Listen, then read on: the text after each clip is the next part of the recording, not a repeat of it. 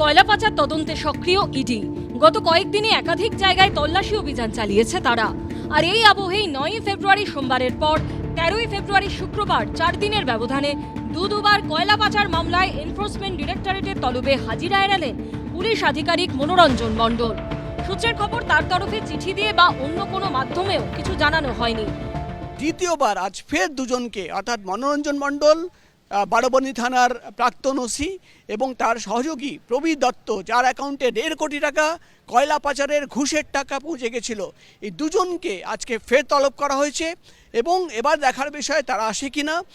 যদি তারা আজকেও হাজিরা এড়িয়ে যায়, ইডি সূত্রের খবর দুজনের বিরুদ্ধেই কিন্তু আইনানুগ ব্যবস্থা নেওয়ার চিন্তা ভাবনা রয়েছে, এমনই খবর ইডি আধিকারিকরা জানাচ্ছে।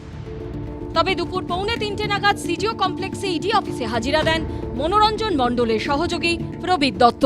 কলকাতায় দায়ের হওয়া কয়লা পাচার মামলা তদন্তে আদালতে জমা দেওয়ার রিপোর্টে ইডি দাবি করে পুলিশ মাফিয়া যোগসাজশে এই রাজ্যে চলছিল কয়লা পাচারের সিন্ডিকেট।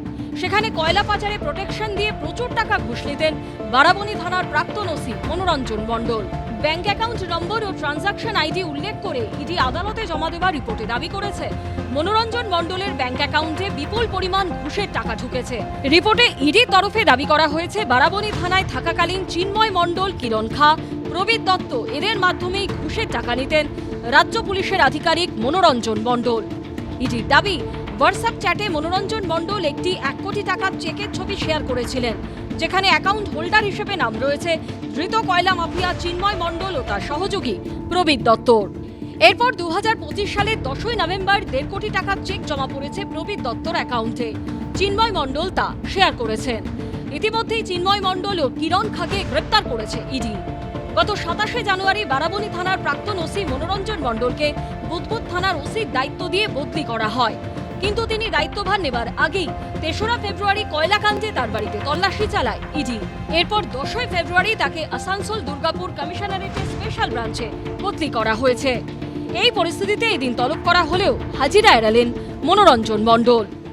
আমরা যেটা ইডি সূত্র মারফত খবর পাচ্ছি যে এর আগে দুজনকে তলব করা হয়েছিল, কিন্তু দুজনই ইডি দপ্তরে হাজিরা দেয়নি এবং কোনো উত্তর বা চিঠি ইডি তদন্তকারী অফিসারকে পাঠায়নি। অর্থাৎ তারা কেন আসছে না, তারা কোন দিন আসবে, এই বিষয় নিয়ে কিন্তু ইডির কাছে কোনো খবর নেই। এবং ইডি আধিকারিকরা জানাচ্ছেন কয়লা পাচার কাণ্ডে তাই আবার দুজনকে ফের তলব করা হয়েছে।